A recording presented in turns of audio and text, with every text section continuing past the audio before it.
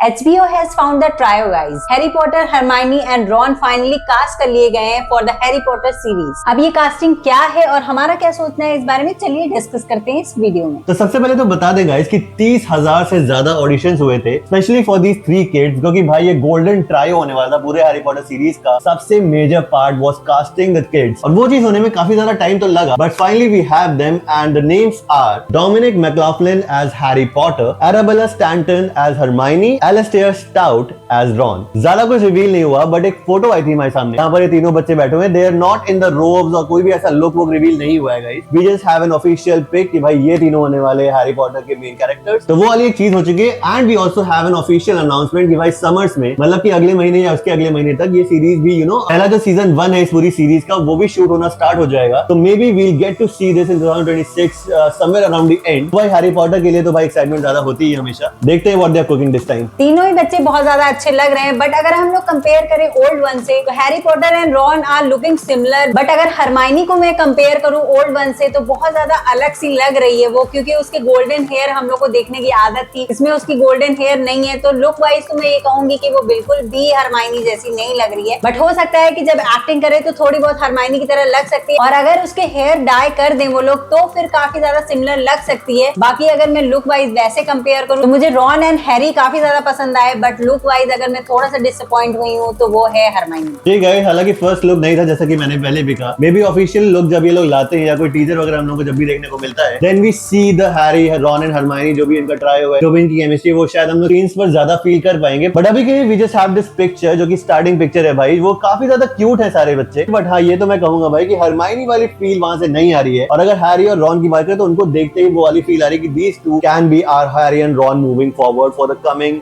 9 to 10 years or more, you know। और मैं ये भी कहना चाहूंगा गाइस कि we both do really hope इन तीनों के साथ भी वही वाला फेम, वही वाली होप और वही वाला मैजिक जुड़ा हो जो पिछले ट्रायो के साथ था when Daniel Radcliffe, Rupert Grint and Emma Watson were cast. तब भी थोड़ा बहुत डाउट्स थे भाई लोगों के मन में, फैंस तो कभी भी चुप नहीं होने वाले। बट भाई क्या इनक्रेडिबल निकल के आए थे सब लोग कि जब भी हम लोग उन लोगों की बात भी करते, even when you read the books later on, तब भी आप उन्हीं लोगों को कहीं ना कहीं पिक्चराइज और इमेजिन करने लगते। तो इतना खतरनाक पोर्ट्रेयल दे देना बहुत बड़ी बात थी, एंड वी डू होप कि ये तीनों भी वैसा ही करके दिखा दे भाई जो भी बना रहे HBO वाले। We hope it turns out good and we hope it turns out really really magical. पहले ये सीरीज काफी ज्यादा कंट्रोवर्सीज में फंस चुकी है, बट सबसे ज्यादा अगर कंट्रोवर्सी किसी चीज को लेकर हुई है तो वो है पापा एसाइडू। उनको एज अ स्नेप कास्ट कर लिया गया था, तो काफी लोग नाखुश थे उस चीज से, बट फिर भी इतने कंट्रोवर्सी होने के बाद भी वो फाइनल हो चुके हैं। पर उसके बाद लोग परेशान थे इन तीनों की कास्टिंग को लेकर, पर जब से ये पिक्चर शेयर हुई है तो बहुत ज्यादा फैंस डिवाइड हो चुके हैं। कुछ लोगों को ये कास्टिंग पसंद आ रही है, कुछ लोगों को नहीं, और अगर कंट्रोवर्सी में फंसेगी तो मुझे भी लग रहा है ये हरमाइनी को लेकर फंसेगी। बस आगे हम लोग को इनके लुक एंड ऑफिशियली कोई टीजर या ट्रेलर का इंतजार है। जी गाइस, कंट्रोवर्सीज तो बहुत सारी हो गए थे भाई, बिकॉज सबसे पहले तो लोग यही कह रहे थे, जो फैंस है इस सीरीज के या हैरी पॉटर के पॉटर हेड्स है, वो ये कहते हैं भाई किसको जरूरत है इस सीरीज की, because we already have the book, we already have the movie. But मुझे लगता है यहाँ पर अगर सीरीज बनाएंगे तो और ज्यादा जनता, जो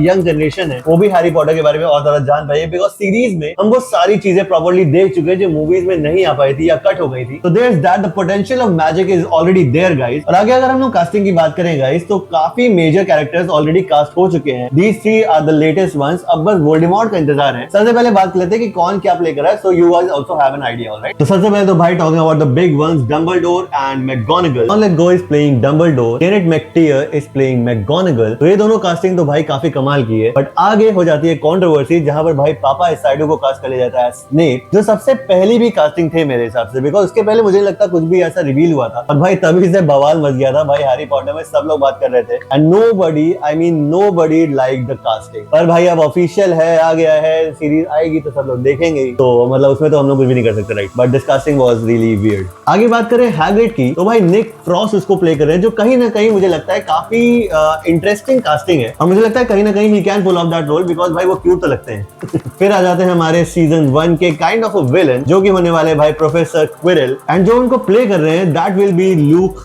Talon। And finally guys, Argus Filch, जो कि आर्गुएबली कई लोगों का फेवरेट कैरेक्टर हुआ करता था, वो प्ले करने वाले हैं Paul Whitehouse. But the thing to know here is, इतनी सारी कास्टिंग रिवील हो चुकी है, सब चीजें हो चुकी हैं, it's finally starting to get filmed next month.